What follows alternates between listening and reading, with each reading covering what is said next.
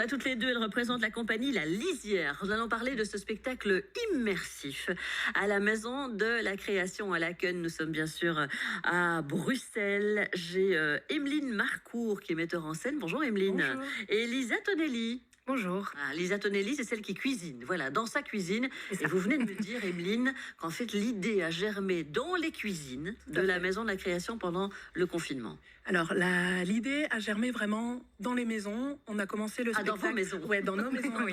Dans les cuisines de vos maisons. Oui, tout à fait. En fait, on a créé ce spectacle pendant le confinement. Oui. Vraiment, on avait envie de convivialité, que le public puisse participer avec nous d'une manière vraiment active à un spectacle. Et donc, la cuisine, c'était vraiment pour nous la chose très fédératrice. C'est ça qui veut dire spectacle immersif. Immersif, c'est-à-dire que les gens, qu'à un moment donné, elle va partager son repas. C'est-à-dire qu'on fait travailler les gens. Avec mettre la main à la pâte, comme on dit. D'accord, ok, parce que c'est l'histoire de Mélanie, Oui. donc de Lisa Tonelli, qui a grandi à Charleroi. C'est ça. Au milieu de centaines de chichos, dites-vous, bercée par l'odeur de la sauce tomate mijotée et de la graisse à frites, parce que c'est votre pays d'origine dans la pièce, donc. C'est ça. Donc, moi, personnellement, j'ai un papa d'origine italienne et une maman belge. Ah oui, donc c'est votre histoire. Moi, Lisa. Et donc, c'est une communauté que je connais bien, ce mix culturel, même au niveau du wallon local. Hein, on intègre des paroles d'italien qui se transforment. Enfin, c'est un beau melting pot.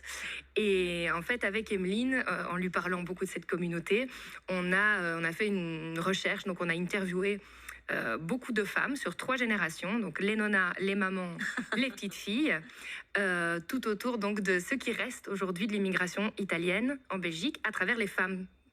Et en fait, en faisant toutes ces interviews, on s'est rendu compte que la chose inévitable qui revenait, c'était la transmission au niveau culinaire. Et le lieu de la cuisine comme lieu de la confidence, de là où se révèlent les secrets de famille, les choses qui se transmettent. Et donc Emeline a eu cette idée, au moment où on pouvait recevoir 7 personnes chez soi, de faire ce spectacle pour 7 personnes dans les cuisines à peu près de tous nos amis. Et puis petit à petit, c'est devenu aussi des personnes qui commandent le spectacle, parce que donc on le fait dans des théâtres et dans des cuisines privées aussi. C'est génial ça. Ah ouais, non, je connaissais pas le fin mot de l'histoire. Et donc c'est un peu votre histoire, Lisa.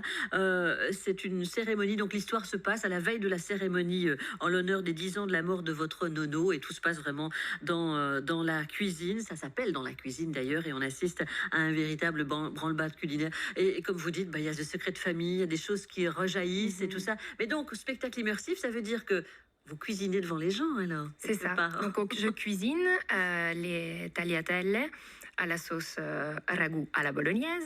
La vraie sauce. La vraie, attention, pas la bolo, comme on dit bien dans les spectacles. Donc, on parle évidemment de tout ça, du métissage, de comment tout s'est transformé. Qu'est-ce qu'on appelle la bolognaise aujourd'hui en Belgique, qui n'a rien à voir avec la bolognaise italienne. Absolument. On met surtout pas de fromage sur les pâtes, sur la sauce. On peut, mais c'est du parmesan. Oui, et encore. Avec le ragoût, c'est autorisé. En Belgique, on y va. Hein. Oui, en Belgique, on met des pâtes. Gruyère râpé. Parfois, c'est du gruyère râpé avec un peu de tomate. Oui, on a tout entendu, tabasco. On n'entend pas du tout. Je plaide coupable. On ne juge pas. Des fois, on prend les recettes des personnes. Ils nous expliquent ce qu'ils mettent dedans. Ah ouais, c'est pas mal ça. Donc, dans le spectacle, tout nous a été raconté. Donc, mon personnage, il est inventé, mais il est composé d'histoires toutes récoltées parmi cette communauté-là. Génial. Et donc, il y a, comme vous disiez, cette cérémonie. Et donc, la difficulté, c'est comment on fait pour justement reproduire ce plat. Et à travers la reproduction, réussie ou pas, il se passe plusieurs événements. Et à un moment donné, on demande au public de cuisiner... je demande au public de cuisiner les tagliatelles avec moi parce que je ne m'en sors pas. On a vraiment besoin que le public aide. C'est pas juste, ils sont pas juste spectateurs. Cuisine et dégustation. Oui, on mange à la fin. On mange à la fin. Alors ce sera jeudi 11h.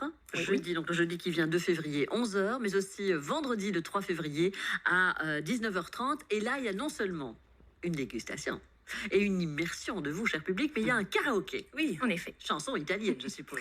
Alors, c'est plus spécifique, donc c'est sur la notion d'origine et vraiment l'enfance. Quelle est la chanson, finalement, qui, dans votre enfance ou liée à vos origines, qui vous parle, qui réveille un petit quelque chose de nostalgique pour vous?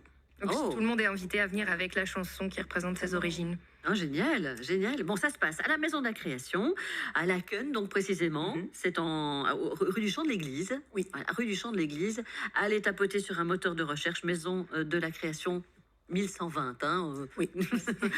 C'est ça. Voilà, ça coûte combien le